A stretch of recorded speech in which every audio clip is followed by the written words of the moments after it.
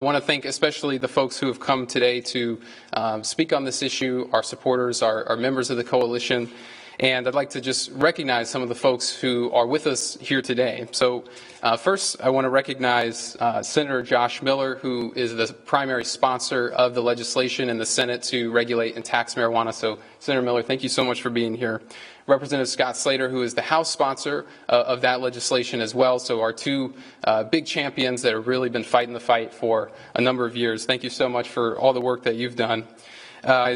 Jim Vinson as well from the NAACP. He's a co-chair of Regulate Rhode Island, as well as Dr. James Crowley, who's here with us as a co-chair, and Professor Andrew Horowitz, who's here as well as our co-chair. A few other folks who are here with us today: Michelle Mackenzie. Where are you, Michelle? Public health researcher and amazing advocate for folks in recovery. Elizabeth Comrie is here. She's a former Providence police officer, a good friend of mine, and a member of Law Enforcement Action Partnership, which is a national organization. Katherine Duckworth, thank you so much for being here as well. She's the president of Brown University Students for Sensible Drug Policy. Rebecca Nieves McGoldrick is here representing Protect Families First, which does amazing work. Pat Ford from the Libertarian Party, thank you for being here, Pat. James Restivo here from the Sierra Club, which is a coalition partner. Steve Brown from the ACLU, thank you, Steve, for being here, really appreciate it. And Michael Beauregard, president of Young Democrats of Rhode Island. So just want to say thanks so much to all of you for being here. And the reason we're here is because regulating and taxing marijuana is the smart and responsible policy from a public health and safety perspective. And we wanted to present this report to provide the data, the research, the studies that back up that claim. We also believe that regulating and taxing marijuana this year in 2017 is the smart and responsible policy from an economic and fiscal perspective.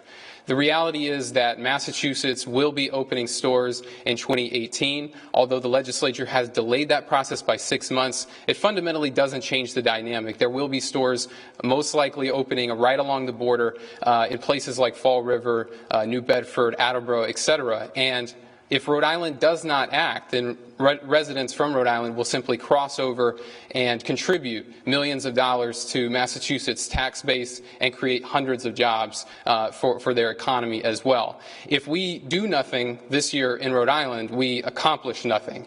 And so our message is that we believe that this is the responsible public policy, that this is going to make our residents safer, that it's going to better protect youth, and it's going to end a policy that's been racially disproportionately enforced. And we think it's the smart policy in terms of expanding the economy and generating much needed revenue. And that's why we're here today. So for those who are watching the news, Massachusetts is moving forward. Just yesterday, the legislative committee met to discuss the rollout of implementation. The treasurer, who's going to oversee that process, has said that they are prepared to begin implementing and setting up this regulated system. So anyone who thinks that Massachusetts isn't moving forward isn't paying attention. So with that, I want to invite some speakers here today to talk about different aspects of the report and also from their perspective why they think 2017 is the year for Rhode Island to move forward on this policy. So first, I'd like to recognize Senator Miller, who again is the primary sponsor of the legislation in the Senate. Thank you, Senator Miller. Thank you, and thanks everybody for showing up on this. Thank you. As Jared said, I'm Senator Josh Miller. I've been the primary sponsor on the Senate side for this legislation for several years, and we actually did a study on prohibition of marijuana in 2010, 2011. So this is well-established policy that the State House has debated for several years now. We have done our homework, and this report further proves it. The overwhelming data and evidence contained in the report should give every legislator the confidence we need to move forward. With roughly 3 months left in the legislative session, it is time for us in this building to agree that now is the time to regulate marijuana. We can and must have serious discussions on how this should be done, and we believe our legislator serves as an excellent starting. This legislation that we're proposing this year is an excellent starting point. But we should no longer be bogged down on the question of this is the year to do it. So it's not a matter of how. It is a matter of how, but it's not a matter of when. Even opponents agree that legal marijuana is inevitable, and we see the dominoes of marijuana prohibition falling in more and more states. Connecticut is seriously deliberating it. Vermont will probably seriously deliberate it and probably pass it this year. Maine has, Massachusetts has, as Jared explained. There's no reason to delay in Rhode Island while other neighboring states move forward. Regulation is clearly the smart and responsible policy from a public health and safety perspective, and poll after polls suggest that a significant majority of our constituents are unhappy with our current policy, both locally, nationally, and otherwise, and in the states it's passed, obviously, that there is a clear majority. And we believe, and Scott may go over this also, that we have a clear majority if it's brought to the floor in both the Senate and the House to get this passed. It simply doesn't make sense to continue along the same path we've been on while other states move forward. I urge everyone to take a look at this report and join us in our effort to adopt a more sensible marijuana law this year. Thank you.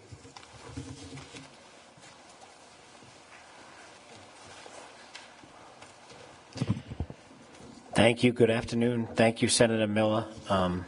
First, before I get started, I would just like to show everyone this report that was done. I hope everyone takes the time to read it. Thank you, Jared, Regulate Rhode Island, for the comprehensive analysis and putting together this information that's all fact-based and debunks a lot of the arguments against tax and regulate. So thank you for all your continued efforts. Thank you to everyone behind me and in front of me that have stayed committed to creating a better public policy in a Rhode Island where I would like to live and raise my kids, because tax and regulated marijuana, I think, is the best way to go, and I think it provides a much safer environment than what prohibition has provided to us in the failed policy of prohibition. So, good afternoon, everyone. And I am Representative Scott Slater, and I am the primary House sponsor of House Bill 5555, which would legalize marijuana for adults and establish a responsible system to regulate the sale and production of marijuana similar to alcohol. I would urge each and every one of my colleagues in this building to read this report. It lays out a tremendous amount of data and evidence and shows why our state would be wise to end prohibition this year. Our current policy only puts Rhode Islanders in harm's way while regulating and taxing marijuana, and would create better safeguards, significantly reduce the illegal drug market, and provide a source of much-needed revenue. Almost every question I get from my colleagues is addressed in this report. So I hope that legislators will use this as a resource and make informed decisions. We have significant data to make this decision, and if we do not act, our neighbor to the north will be thrilled, since that will mean more business, more investment, more revenue, and more opportunity for their residents. Now is the time to act. And I know there was a press conference a week ago, and I will say it disappoints me that the misinformation that's being put out there, not only the misinformation, but the thought process to try to slow us down now is to create a study commission, which I am totally against. I think we've studied this issue long and hard, and our neighbors are moving forward, and we need to act now in order to preserve a better policy in industry for Rhode Island. So thank you, and you're going to hear more from other informed folks that have been fighting hard for this policy. So thank you.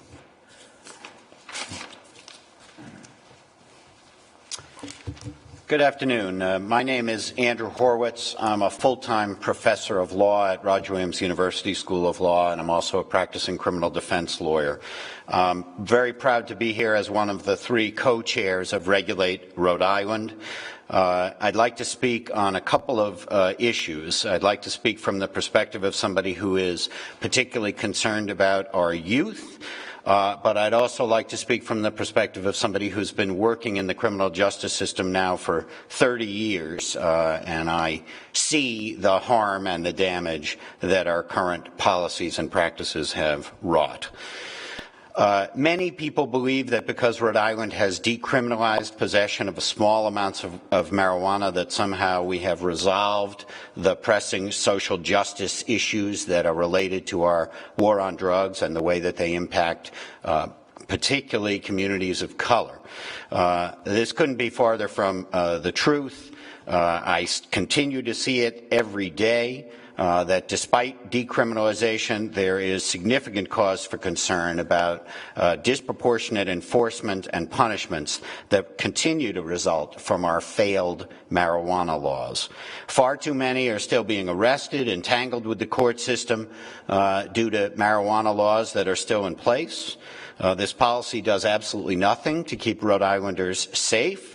What it does is wreak havoc in poor communities. It creates additional burdens for individuals who are seeking employment, for seeking housing, and other social services. It has an impact on federal financial aid, preventing people from continuing on with their education. It impacts not only the individuals who are directly involved, but their families and their entire communities. We have to stop this failed policy.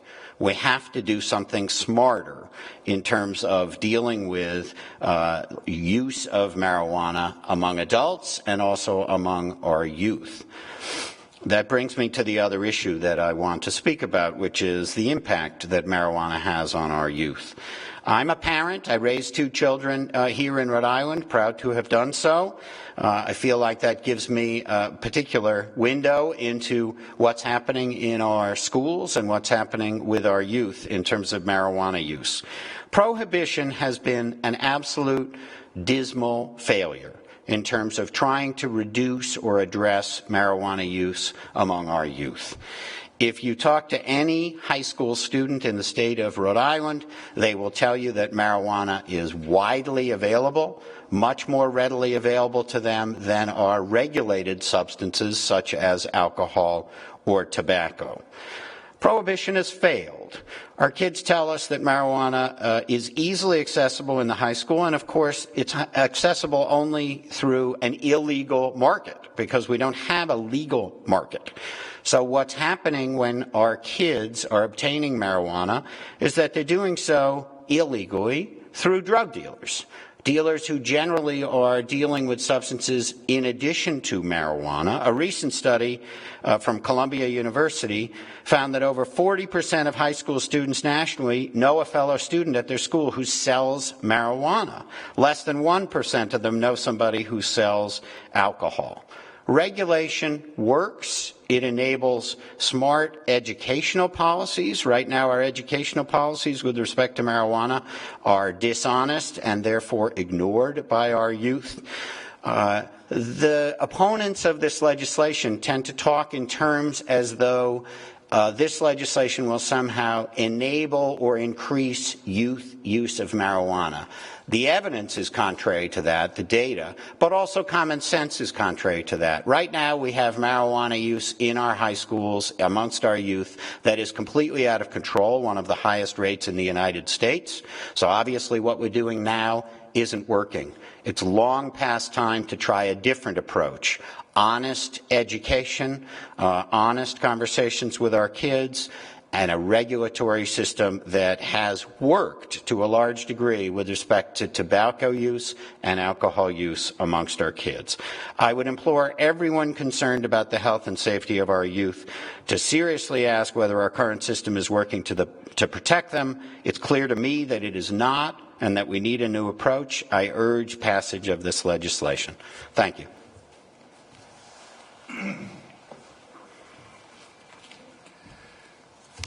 Good afternoon, ladies and gentlemen, and thank you for the opportunity to speak on behalf of Tax and Regulate, a very important piece of legislation which has been studied for years and years and years in Rhode Island, and the process has brought forward many excellent suggestions, and for improvement. And I think that the time now has come to take action. Now, I'm a physician, and over the years, I've dealt with a lot of people who have had problems with alcohol, and some people that have had problems with marijuana. But in general, the people who have had problems with marijuana are far less serious in nature, have caused far less problems within their families and for them personally. In terms of accidents, for example, in terms of alcohol, if a person is intoxicated with alcohol and they get into an automobile accident versus a person who's intoxicated with marijuana, the actual fatality rate is 27 times in the persons who are intoxicated with alcohol. So marijuana is intrinsically less toxic than legal substances that are readily available and are being used by the public, as has been a traditional use for centuries or forever, as a means for a person to find some relaxation and relieve some stress in their life. The fact that marijuana is a far safer alternative, and the fact that it's denied people the option of using marijuana as opposed to using alcohol, is one of the things that's rarely brought up, but it's a very important concept because the use of marijuana is much safer. There has never been a fatal overdose of marijuana. It's impossible to overdose on marijuana. There are many, many, many fatalities. Probably hundreds occurred yesterday from alcohol. So I think we really need to straighten this out, and for all the reasons that have been mentioned, and also for the reasons that I'm mentioning now. Now, do I think marijuana is harmless? No, I told you. I've had patients that abuse marijuana, and it's caused harm in their lives. It's disrupted personal relationships. It's caused them to have problems. If they were kids, they would have trouble in school. It only makes things worse. We really need to find and identify individuals, as we do with alcohol, who need to be in recovery from marijuana or need to learn to use it in a responsible manner. There are going to be individuals like that. The important advantage of this approach, tax and regulate versus prohibition, is that it will gradually work to remove the market. This is what's happening in Colorado. The individuals who sell marijuana, who used to sell cocaine along with it, used to sell heroin along with it, they now are licensed, and they want to keep the license. The license only permits them to sell marijuana to adults in limited quantities and for the purpose of recreation. So this is a means by which the drug cartel can be deprived of profit, which is what's happening in Colorado. There's a shift. Those who wish to sell this see that the legal road is the road to success for them, rather than the road to jail. And as was mentioned here, the road to having a very serious blemish on your record that can haunt you, especially if you're a young black male, can haunt you for your whole life. Simple possession or simple delivery, as they call it, sharing with another person, can land you a record which will deprive you of the ability to get federal loans for college. It will deprive you of opportunities for jobs. And even as was said here earlier, even though it's decriminalized, there's a big fine associated with that. And if you can't pay that fine, there's a warrant that's issued that's active. They don't enforce it. They don't really go after you. But if someone hits your name up in the computer, they'll see that there's a warrant out, that there's a court warrant out for you to pay this fine. So you're not going to get that job. So anyway, marijuana, again, is one substance among many that people use and some people abuse. This law provides for measures to provide funding for those that will have problems with abuse and that need that. It'll also help fund alcohol related programs. It's broad, and I think this is wonderful. I think that the concept of having a pure substance that's inspected, right now we don't know what dealers spray on their marijuana, for example. Could be anything at all. Could be any toxic substance that can induce serious liver damage, serious brain damage, and so forth. And people are using this material. This would be eliminated by this process of taxation and regulation. So I'll just wrap this all up by saying that let's let 2017 be the year that these tremendous good things happen. Thank you.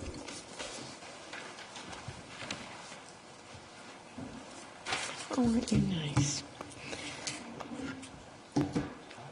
Hello, my name is Elizabeth Comrie, and I'm a former attorney and Providence police officer. I am also a member of LEAP, which is Law Enforcement Action Partnership, and that is a group of thousands of former police officers, prosecutors, judges, and other members of the law enforcement community who are standing up for criminal justice reform. I am part of the Regulate Rhode Island Coalition because it strikes me as a colossal waste of time and resources for our law enforcement officers to focus their efforts on trying to catch people for marijuana offenses. We know that for every dealer we catch, another one just is waiting to take his place and steps right up. After decades and decades of this failed war on drugs strategy, drugs are just as available as they always were. We don't need more study groups. This isn't uncharted territory anymore. Just recently, the Governor and Attorney General of Washington State recently wrote in a letter, "Our state's efforts to regulate the sale of marijuana are succeeding. In our state, illegal drug trafficking activity is being displaced by a closely regulated marijuana industry that pays hundreds of millions of dollars in taxes.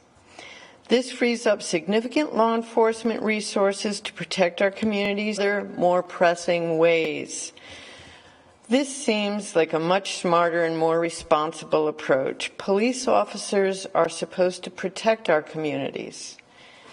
They are not protecting our communities by enforcing our existing marijuana laws. They are simply wasting time that could be spent on other issues." Thank you.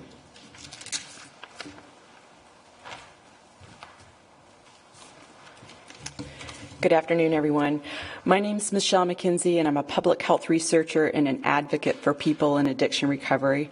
And I just want to take a moment to thank Jared and Regulate Rhode Island for coming out with this report. It's actually wonderful to have this information in a consolidated place so that I can share it with my friends and colleagues. So much of my work over the last 10 years has been focused on opioid overdose prevention, and I support marijuana legalization and regulation in part because I believe that significantly changing our drug policy will save lives. And sound public health and safety policy should not be based on misinformation, and so I want to spend a couple of minutes talking about myths. One is the myth of marijuana as a gateway to harder drugs. This myth has been debunked many times, really for the last 20 years. And as just one example, I'll read a quote from the Institute of Medicine, which conducted a comprehensive analysis on the gateway theory back in 1999. They wrote, "Marijuana is not the most common and is rarely the first gateway to illicit drug use. There's no conclusive evidence that the drug effects of marijuana are causally linked to the subsequent abuse of other illicit drugs." Similarly, some have suggested that it'd be reckless to legalize and regulate marijuana given the fact that we're in the middle of an opioid crisis. And I'm very conscious of that. The work that I've done since 2006 has been on research of overdose prevention, but also running an overdose prevention community training and naloxone distribution program. And the facts suggest otherwise with regard to marijuana being an impediment to addressing the opioid overdose crisis. The Journal of American Medical Association published a paper in 2014 which found that states with medical marijuana laws had 25% fewer opioid overdose deaths compared to states with no medical marijuana laws. And it's not just medical marijuana. We can also look at the rate of drug overdose death in Colorado and the rest of the United States from 2013 to 2015. Data from the Centers for Disease Control show that the rate of drug overdose in the United States climbed 18% from 2013 to 2015. And in those years, Colorado's drug overdose death actually decreased slightly, just a little bit under 1%. And finally, as a parent who's raised 2 daughters here in Rhode Island, I understand the concerns about youth and drugs, but absolutely don't agree with them. I'm here today to tell my fellow parents and others who care about children that the war on drugs and our policy of marijuana prohibition are not protecting our kids. These policies have failed, and it's time for Rhode Island to support a new approach. Thank you. Good afternoon. My name is Jim Vinson. I am one of the 3 co-chairs of Regulate Rhode Island and the president of the NAACP Providence branch. I am standing here today because Rhode Island's policy of marijuana prohibition has caused untold harm for individuals and families around the state. Thousands of Rhode Islanders have criminal records for low-level marijuana offenses, making it harder for them to access employment, loans, housing, and social services. Although we decriminalized marijuana in 2012, there were more than 1,400 arrests for marijuana in Rhode Island from 2013 to 2014. Our nation's war on drugs is part of what Michelle Alexander has coined the new Jim Crow. This is because the war on drugs has been a war on people, and those people have been people of color like me and the communities that I represent. An ACLU study said that there was 3 times more arrests in terms of blacks than whites, despite the fact that usage is the same. And also, marijuana is a gateway drug. It's a gateway to broken lives, broken families, and broken communities. And it is literally sucking the life out of my community, and I refuse to remain silent. It is time for us as a state to reject this destructive, failed approach that only holds our citizens back. We can and must do better. We can start dismantling the drug war and finding alternatives rooted in compassion, science, health, and human rights by passing legislation to legalize and regulate marijuana. It's time to do this now. Thank you.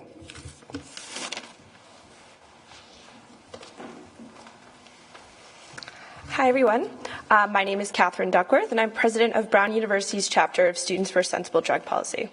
Passing legislation to tightly regulate and tax marijuana this year would be a very smart move for Rhode Island.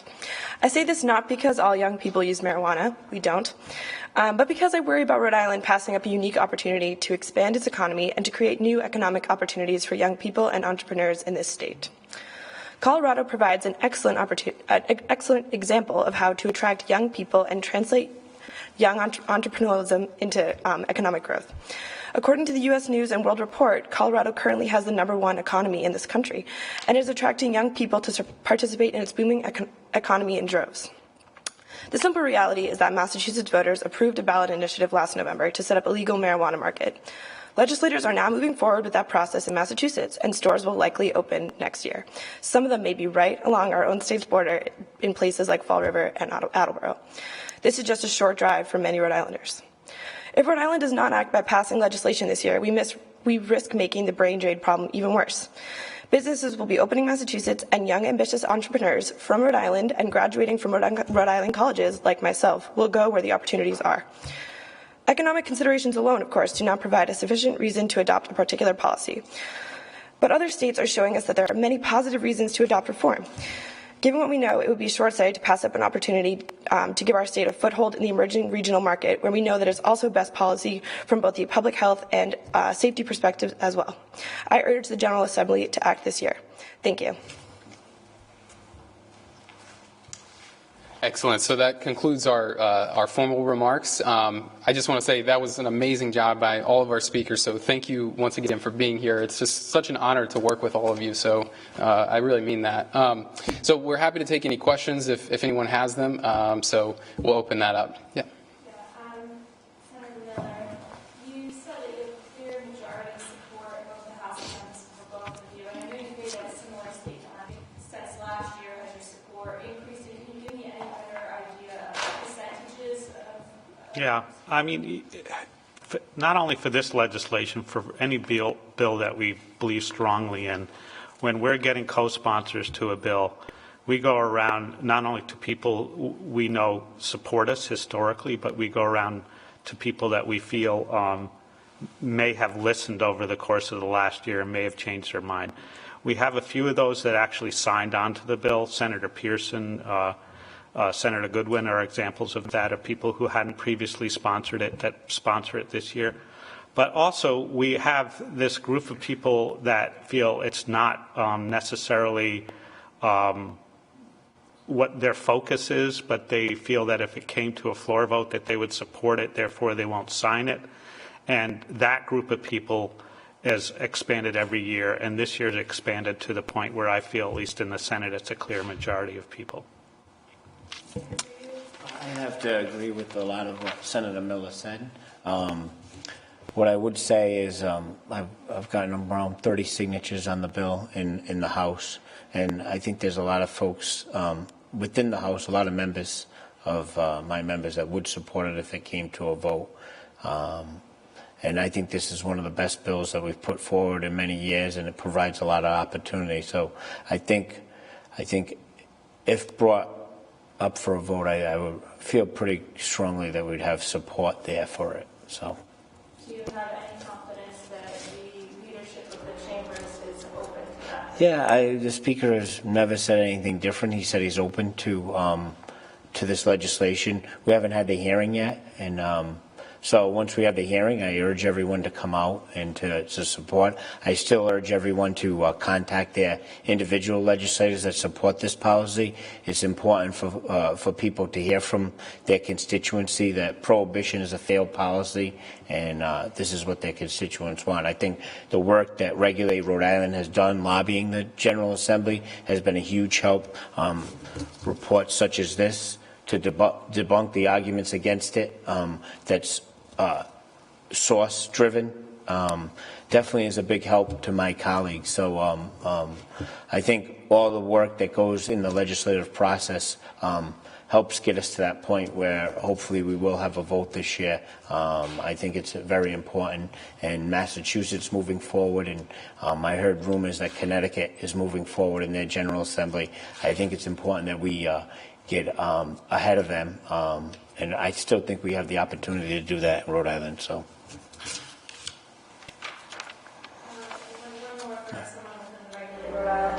There's been a lot of talk about what the Attorney General is doing and his press conferences and whatnot.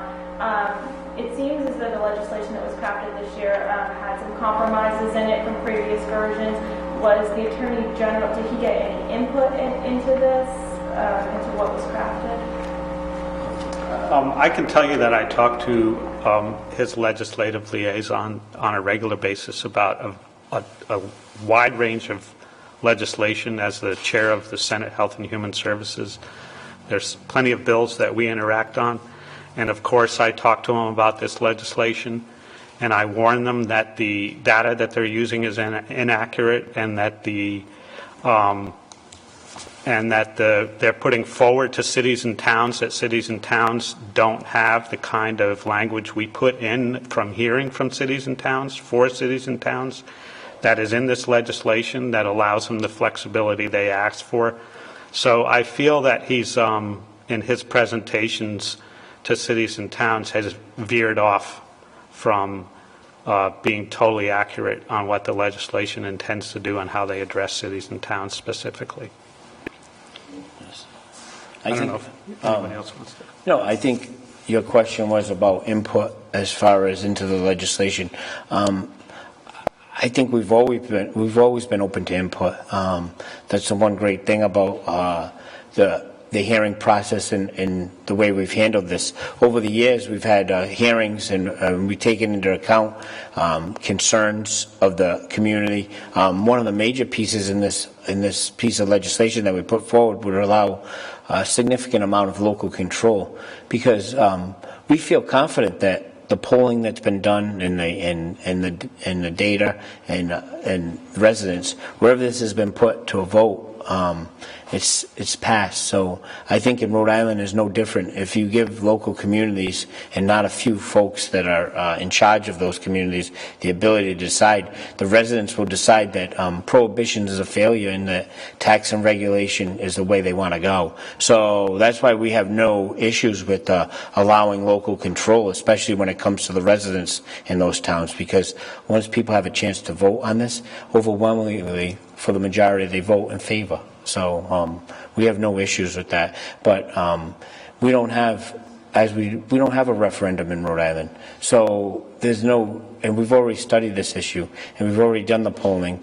So I'm confident that the residents of Rhode Island want this policy, and they want the opportunity for industry and for growth and for jobs, and for taxes, and sensible policy against prohibition. So we've taken input into this bill over the years, and I think, as I said before, this is the best bill that we've put forward. And I think it, we're willing to still take input during the hearing and to improve it.